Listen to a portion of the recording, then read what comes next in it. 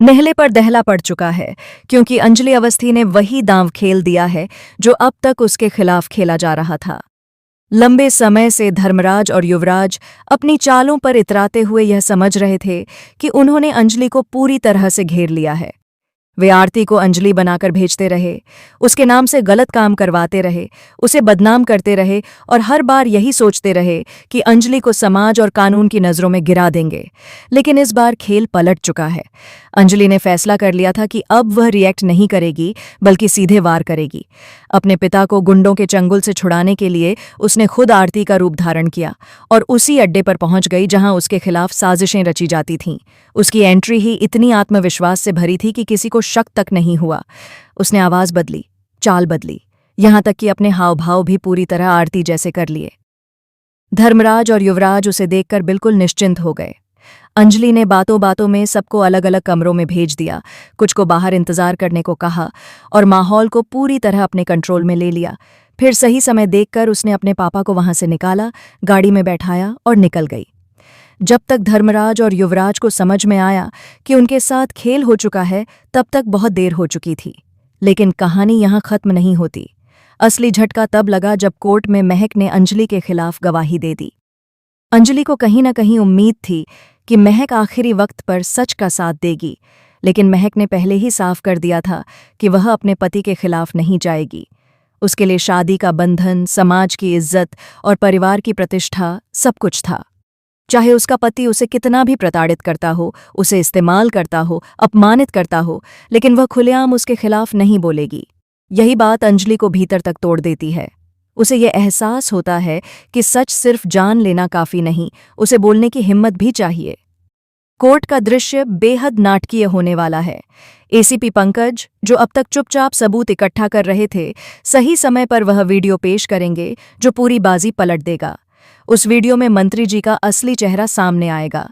Farm house पर चल रही पार्टी, वहां मौजूद रसूखदार लोग और महक का इस्तेमाल एक शोपीस की तरह किया जाना, यह सब देखकर अदालत में सन्नाटा छा जाएगा।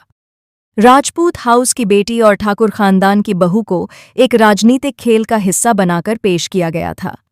यह वीडियो साबित करेगा कि जो लोग अंजलि को बदनाम कर रहे थे, वही असल में गुनहगार हैं। महक का बयान भी पूरी तरह झूठ नहीं था। उसने कहा था कि उस दिन अंजलि उसे शॉपिंग के लिए ले गई थी और उसी के बाद उनका चालान हुआ। सच ये है कि उस दिन आरती ही अंजलि बनकर गई थी। पुलिस चेक पोस्ट से निकलना, फिर अचानक चालान हो जाना, यह सब पहले से प्लान किया गया था ताकि अंजलि पर शक जाए। धर्मराज और युवराज को लगा कि उन्होंने एक परफेक्ट जाल बिछाया है, लेकिन वे यह भूल गए कि अंजलि कानून की बारीकियों को उनसे बेहतर समझती है। रानी मौजूमदार का किरदार भी इस पूरे खेल में बेहद अहम है। बाहर से शांत और संतुलित दिखने वाली रानी अंदर ही अंदर पूरी रणनीति बना रही थी। उसने राघव सिंह राजपूत को उसकी बेटी के नाम पर डराया, महक को उसके पिता की सुरक्षा का हवाला देकर चुप कराया और दामोदर मौजूमदार के साथ मिलकर ऐसा माहौल बना दिया कि हर कोई अपने ही डर में फंस जाए। राघव सिंह राजपूत पहले केस लड़ने से मना कर रहा था, लेकिन अचानक उसका रुख बदल जाना कई सवाल खड़े करता है। क्या वह सचमुच दबाव में आया या फिर उसके सामने कोई ऐसा राज खोल दिया गया जिससे वह पीछे हट गया? इन सबके बीच अभय की अनुपस्थिति कहानी को और पेचीदा बनाती है। वह एक बिजनेस डील के सिलसिले में बाहर है, लेकिन असल में उसे जानबूझकर दूर रखा गया है, क्योंकि अगर वह यहाँ होता तो शायद इतनी आसानी से अंजलि को फंसाया नहीं जा सकता था। अभय और अंजलि का रिश्ता सिर्फ प्यार का नहीं, भरोसे का भी है। लेकिन जब वह लौटेगा और उसे पता चलेगा कि उसकी गैर मौजूदगी में अंजलि जेल पहुंच गई, तो उसका गुस्सा किस दिशा में जाएगा? क्या वह परिवार के खिलाफ खड़ा होगा या फिर सच जाने बिना गलतफहमी में आकर अंजलि से ही सवाल करेगा? जेल से बाहर आते ही अंजलि का पहला कदम युवराज ठाकुर को फोन करना है।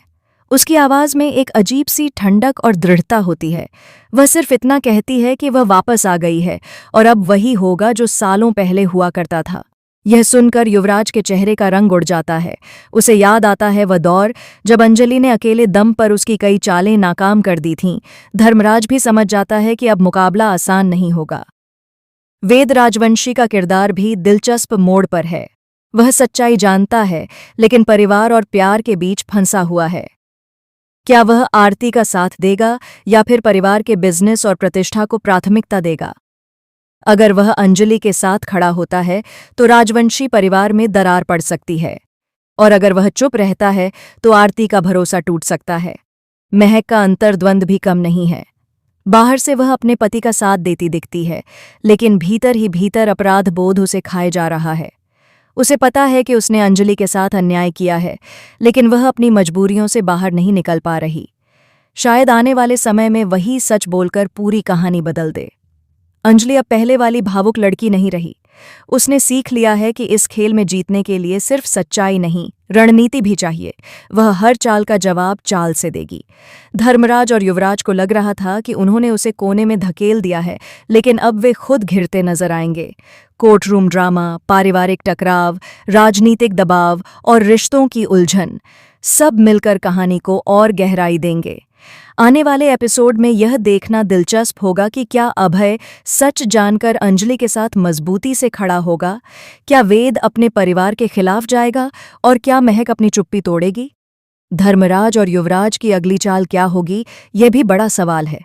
लेकिन एक बात तय है, अंजलि अवस्थी अब किसी के जाल में फंसने वाली नहीं।